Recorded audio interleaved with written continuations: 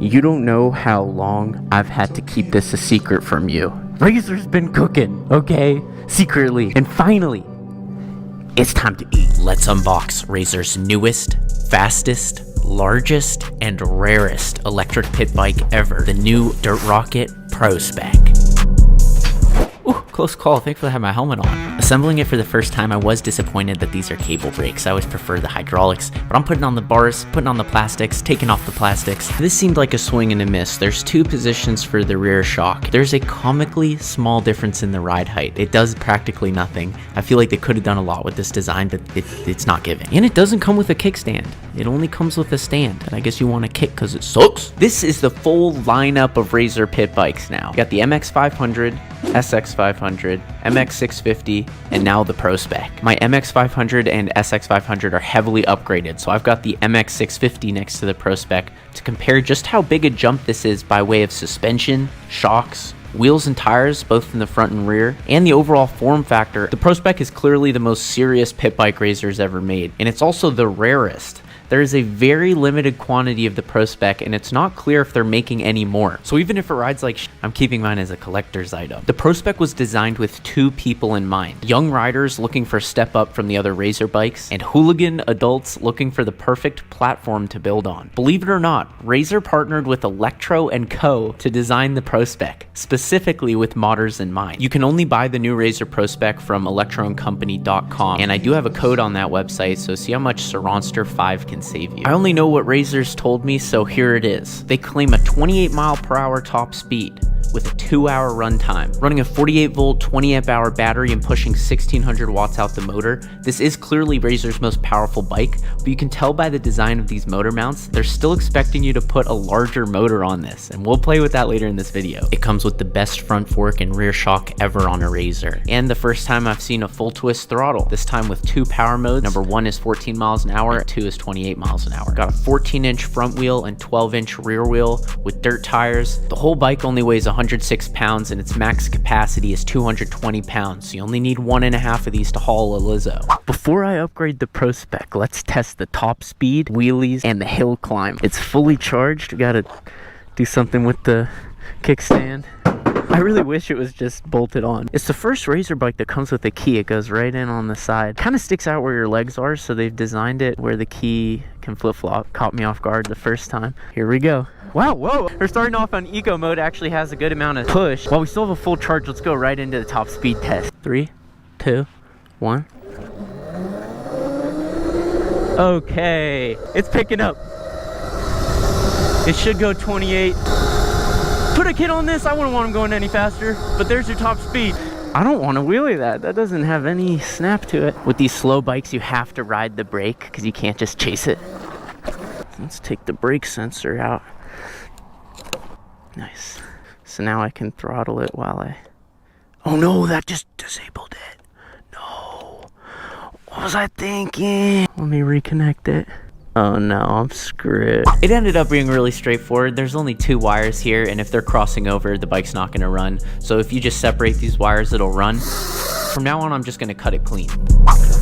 Okay, we're back out, fixed up. Time to test the wheelies and hill climb. The size and the suspension of this bike are obviously by far the best you'll see on a Razor. I'm excited about it.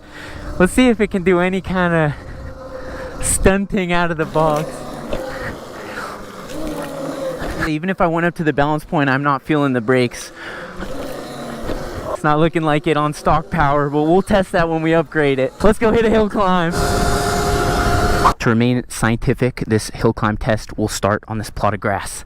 And in the stock form, I'll be proud if it just makes it to the top. This hill is way taller and steeper than it looks on camera. I have good hope in the wheels and tires, so much so that when I upgrade the power, I'm going to keep the stock wheels and tires. And the same goes for suspension. In this video, I'm just going to upgrade the power. So let's try it stock here.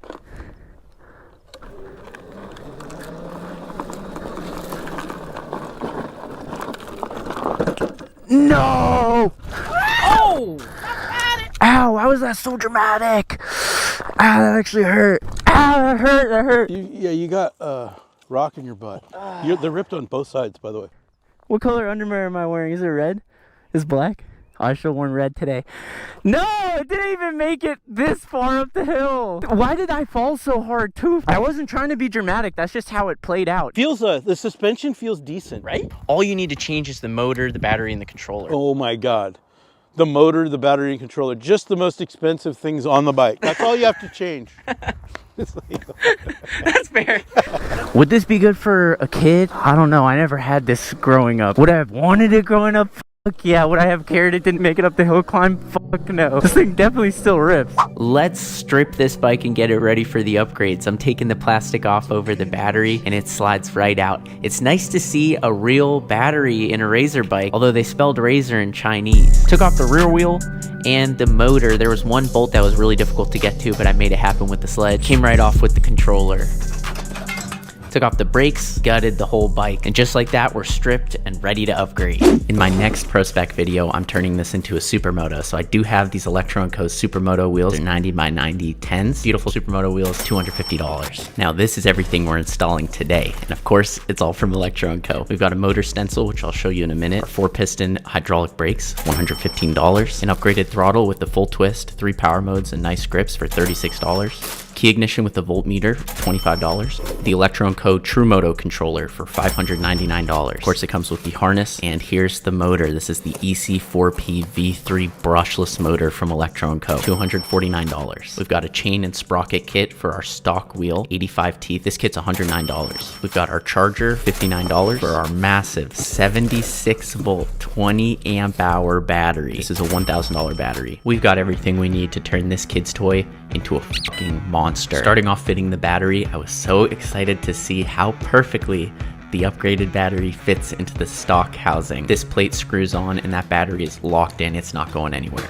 This is a perfect example of how the Pro Spec was designed for modders. It's not a coincidence this battery fits so perfect. However, even though this bike was designed for the EC4P motor, you still have to drill a hole. So they send you this 3D printed stencil. Yours will be made of metal, so you won't be drilling through it like I was. And that tells you exactly where to drill your hole. I fucked up and the hole I drilled was off by a little bit. So I had to double the size of the hole and remove some of this taco meat before installing the upgraded motor, where it fit perfectly with 2 generous washers. It does look off center here, but this is exactly how it's supposed to be. Here you can see the stock motor mount that wasn't touching the stock motor is now perfectly fitted for the upgraded motor. To install the controller, I'm removing the seat and drilling 4 holes into this bracket under the seat. This bracket was intentionally added for upgraded controllers. I'm using the included mounting hardware to mount this controller, and I was having the hardest time getting this one nut on, so it's 3/4 mounted, and it's pretty solid, although I have a couple comments about its position that I'll address later. I'm attaching the harness, the positive, the negative, and the 3 phase wires, green,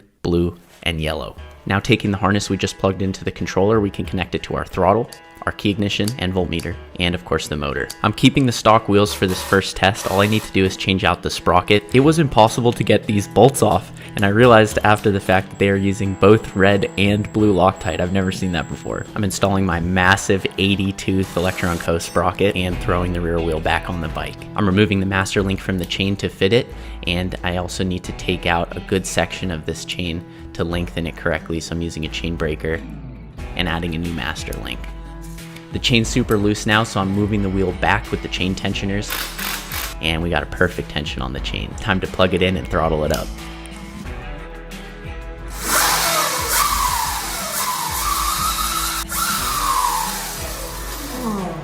I'm installing the key ignition, the rear brake, the grip, front brake, and throttle, as well as the rear brake caliper, the front brake caliper, and some cable management.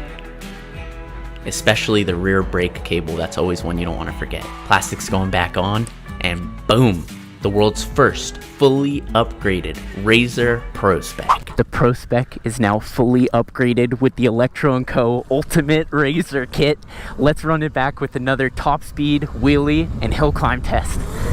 We're on a full charge, power mode 3. You ready? I'm ready. 3, 2, 1. Smoking the Pro S. Let's play what's the speed. We're probably going 56 or 57. I'm just guessing this, but it says up here on the GoPro, we'll know later. I just can't wheelie knobbies, it's like I'm cursed. But look at that, it pops up at a high speed. Comfortable position. Wait. I forgot. There's an app for this. Let me turn it all the way up. I might not even be full power. Razor, 76 volt, EC4P, full power, full torque, full throttle aggression, full speed. This thing's gonna be a bull. Everything's on max right now. Oh yeah. Oh yeah. Wait, that's way more. Here we go, full throttle on full power now. I'm kind of scared on the dirt tires. I don't want to go much faster than this. This is probably 60. I hope it is. I like the size a lot. I'm really noticing how much more comfortable this is than any of the other Razors, just because it's just a little bit bigger. This might be the perfect size. We are back at the same plot of grass. Same wheels, same suspension, same everything. The only thing that's different now is the entire powertrain. So the battery, the motor, and the controller. We're running way more power than it comes out of the box. I think about 10 times the power. Let's see if we can actually make it up the hill this time. Full power. That hurt.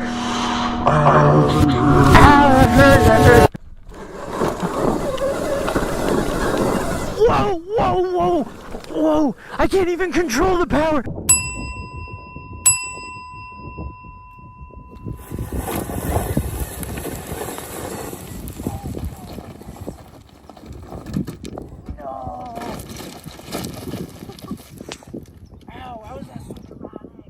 Wait, hold on. That was harder to control than the Ventus going up this hill. He's a $7 million bull rider. I couldn't keep the wheel down at any point. The whole way? No, at all. This is incredible. Way more power than it should be.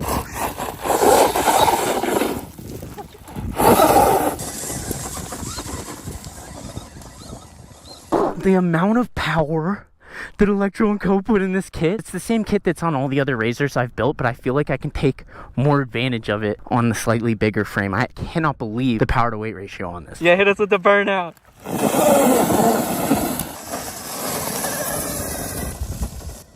This thing's powerful as fuck. This is not a toy. I would never let anybody ride this. What about a kid? No, absolutely fucking not.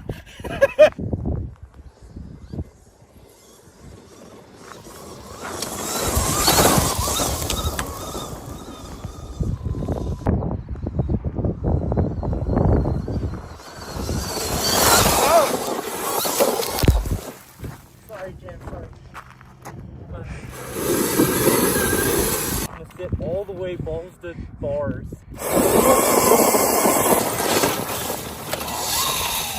It is almost too much power. It's crazy. I think it's just enough. Wow. What's the verdict? It probably is too much. Yeah.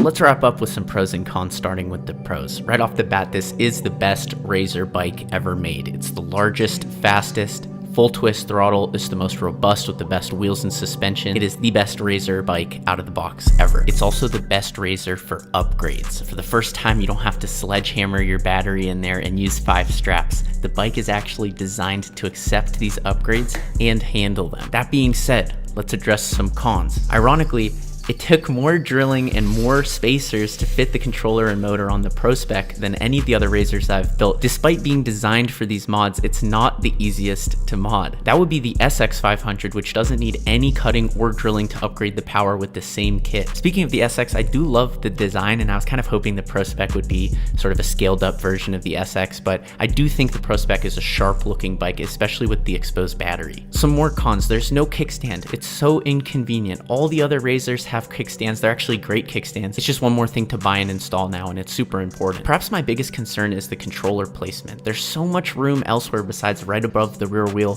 where water and rocks are pelted directly at exposed terminals. In my mind, it should be above the battery. Here are the 3 most important questions. Is the Pro Spec fun out of the box with no mods? Yes. For children and adults alike, this is a fun bike on small trails, just no hill climbs or wheelies. Is the Pro Spec a good deal out of the box? Well, comparing it to the eBox 2.0 or Mototex or ETMs, for example, on paper, not really. And is the Pro Spec a good platform to upgrade on? Undoubtedly. Indubitably, probably one of the best. Even with the same kit, the Pro Spec grips harder than any of the other razors. You can only order the Razor Pro Spec from electroandcompany.com. I do have a discount code, so I'll link it down below. As always, thank you so much for watching until the end. As they do. Yeah, I'm on my